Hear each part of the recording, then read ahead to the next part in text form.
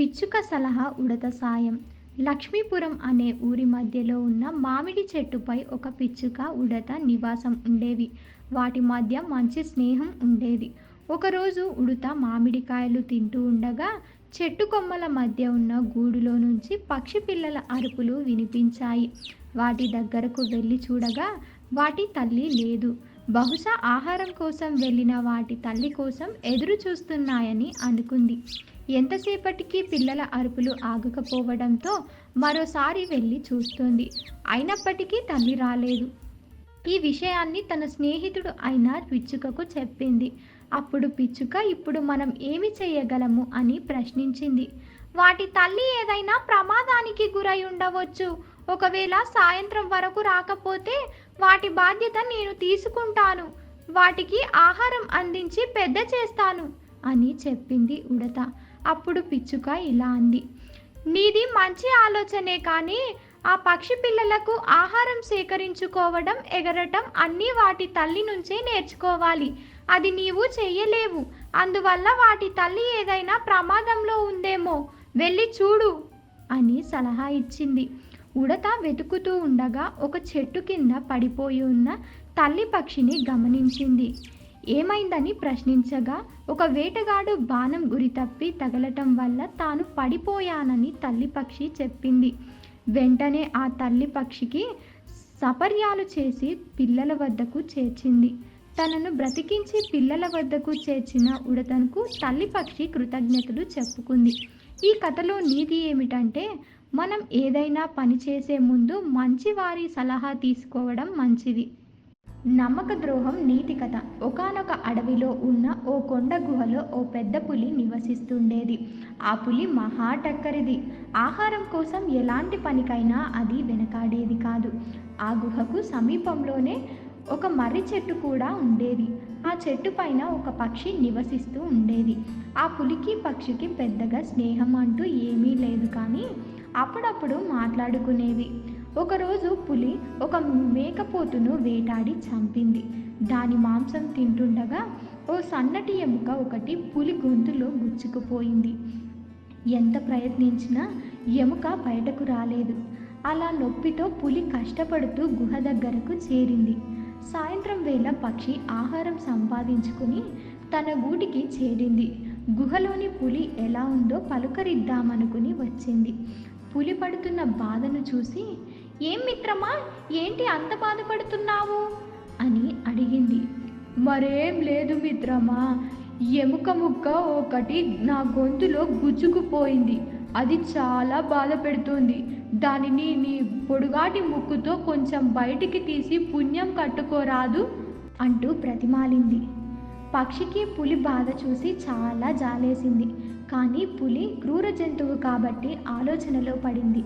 దీన్ని గమనించిన పులి, ఓ మిత్రమా, నేను నిన్ను ఏమీ చెయ్యను, భయపడకు, ఎముక ముక్క లాగి కొంచెం సహాయం చెయ్యి, నీ సహాయాన్ని ఎప్పటికీ మర్చిపోను అంటూ దీనంగా అడిగింది. దీంతో పక్షి దయతలిచి తన పొడగాటి ముక్కుని పులి గొంతులో పెట్టి ఎముక ముక్కను తీసి పారేసింది. అప్పటి నుంచి పులి పక్షి రెండు స్నేహంగా మెలగసాగాయి. ఇలా కొన్ని రోజులు గడిచాయి. ఒకరోజు పులి వేటకు వెళ్ళగా సాయంత్రం దాకా ఒక్క జంతువు కూడా దానికి దొరకలేదు. నీరసంగా ఆకలితో నకనకలాడుతూ ఎలాగోలా గుహకు చేరుకుంది. ఏమీ తోచక గుహ బయట వచ్చి కూర్చుంది. అదే సమయంలో పక్షి కూడా ఇంటికి చేరుకుంది. దిగులుగా కూర్చున్న పులిని చూసిన పక్షి, ఏంటి మిత్రమా, మళ్ళీ ఏమయ్యింది అంటూ ప్రశ్నించింది. అప్పుడు జిత్తుల మారిదైన పులి వేగంగా దుష్ట ఆలోచన చేసి, మిత్రమా, మళ్ళీ నా గొంతులో ఎముక ముక్క ఇరుక్కుపోయింది. ఈసారి కూడా నువ్వు సాయం చేయక తప్పదు అంటూ దొంగ ఏడుపును నటించింది. పాపం, పులి ఏడుపు నిజమేననుకున్న అమాయకపు పక్షి తన పొడుగాటి ముక్కును మళ్ళీ పులి నోట్లో పెట్టింది. ఇంకేముంది, జిత్తుల మారి పులి తన బుద్ధిని చాటుకుంది. క్రూరంగా పక్షి మెడ కొరికి చంపి తినేసింది. ఈ కథ ద్వారా మనం తెలుసుకున్న నీతి ఏమిటంటే, చెడ్డవాళ్లతో స్నేహం చెయ్యరాదు. కోతి గొప్పలు నీతి కథ. ఒక అడవిలో ఒక ఏనుగు ఉండేది. అది చాలా మంచిది. ఒక కోతితో అది చిన్నప్పటి నుంచి కలిసిమెలిసి ఉండేది. ఎప్పుడు కోతికి ఒకటే గొప్పలు చెప్పుకునేది. మేం కోతులం చాలా తెలివైన వాళ్ళం. మాకు బుద్ధిబలం ఎక్కువ. మానవులది కూడా మా వంశమే అనేది. కోతి అలా మాట్లాడుతుంటే ఏనుగు ఏమీ అనేది కాదు. చిన్నగా నవ్వేసి వెళ్ళిపోయేది. ఒకసారి కోతి చెట్టు పైకి ఎక్కి పండ్లు తెంపుకొచ్చింది.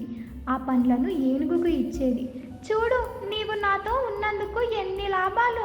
రోజు మంచి మంచి పళ్ళు రుచిగా తింటున్నావు. నా మాదిరి ఎక్కగలవా చెట్టు అంటూ మళ్ళీ గొప్పలు పోయేది. ఏనుగుకు కోతి గురించి తెలుసు కాబట్టి అది ఎంతలా పొగుడుకున్నా నవ్వేసేది, కానీ ఏమీ అనేది కాదు.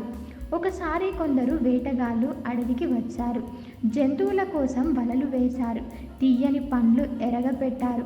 పాపం జింకలు, కుందేళ్ళు, కోతులు పండ్ల కోసం ఆశపడి వలలో ఇరుక్కుపోయాయి. అవి రక్షించమని అరవడం తప్ప ఏమీ చెయ్యలేకపోయాయి. వేటగాళ్ళు వాటిని పట్టుకొని బండిలో తీసుకుపోసాగారు. ఏనుగుకు ఆ విషయం తెలిసింది. వెంటనే పరుగు పరుగున వెళ్ళింది.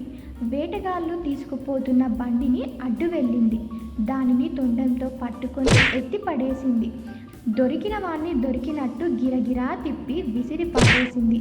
అందరూ భయంతో కింద మీద పడుతూ పారిపోయారు. ఏనుగు జంతువులను అన్నిటినీ విడిపించింది. కోతి అది చూసి, అబ్బా, ఎంత బలం ఉంది నీకు మిత్రమా, ఈ విషయం నాకెప్పుడు చెప్పలేదే అంది. ఏనుగు నవ్వి, మనము ఉన్నదాని గురించి అనవసరంగా ఎవ్వరికీ చెప్పుకోకూడదు, చూపించుకోకూడదు. అవసరమైనప్పుడు మాత్రమే దానిని ఉపయోగించాలి అంటూ కోతిని ఎత్తి మీద కూర్చోబెట్టుకుంది. ఈ కథలో నీతి ఏమిటంటే, గొప్పలకు పోకుండా అందరితోనూ కలిసిమెలిసి ఉండాలి. తెలివి నీతి కథ. మల్లాపురం అనే గ్రామంలో 3 స్నేహితులు ఉండేవారు. వ్యాపారం కోసం తిమ్మాపురం వెళ్ళాలని నిర్ణయించుకున్నారు. తిమ్మాపురం వెళ్ళాలంటే ఒక పెద్ద అడవిని దాటి వెళ్ళాలి. 3 స్నేహితులు ఊరు నుంచి ఉదయం బయలుదేరారు. 2-3 గంటల్లో వారు అడవిని చేరుకున్నారు. పోతూ పోతూ ఉంటే ముగ్గురిలో ఒకడికి తాడు దొరికింది. మళ్ళీ పోతూ పోతూ మరొకరికి చాట దొరికింది. అలాగే మరొకరికి గడ్డపార దొరికింది. వారికి ఒక గుహ కనిపించింది. ముగ్గురు గుహలో వెళ్ళి నిద్రపోయారు. అంతలో ఒక పులి గుహ దగ్గరకు వచ్చింది. ఆ పులికి నరవాసన వచ్చింది. ఆ వాసనను బట్టి గుహలో మనుషులున్నారని, ఒరేయ్ మానవా, నేనెవరో తెలుసా? పులిని, రారా బయటికి, వస్తే నమిలి మింగేస్తా పెద్దగా ఆ ముగ్గురిలో ఒకడు తెలివితో, ఓయ్ పులి, నేనెవరో తెలుసా? నేను రాకాసులగాంచిన గూకాసినిరా అన్నాడు కోపంగా అరుస్తూ. అయితే బయటికి రా, నీ ప్రతాపమో నా ప్రతాపమో చూసుకుందాం అన్నది పులి. నేను రావడమేమిట్రా, నా గోరు చాలు నిన్ను పొడిచి చంపడానికి అని గడ్డపార చూపాడు. అమ్మో, ఇంత పెద్దదా? ఆశ్చర్యపోయింది పులి. నా చెవి చూడరా, నా చెవిని ఆడించాలి అంటే గాలికి కొట్టుకుపోతావు అని చాటను బయట అటూ ఇటూ ఊపాడు. ఆ చెవిని చూసి వణికిపోయింది పులి. నా తోక చూడరా అని తాడును బయటకు విసిరాడు. అంతే, ఆ దెబ్బతో ఆ పులి వణుకుతూ అక్కడి నుంచి పారిపోయింది. ఆ రాత్రి 3 స్నేహితులు హాయిగా నిద్రపోయి తెల్లవారుజామున లేచి నడవడం మొదలుపెట్టారు. నీతి, తెలివి ఉంటే ఏ పని అయినా తేలికగా సాధించవచ్చు.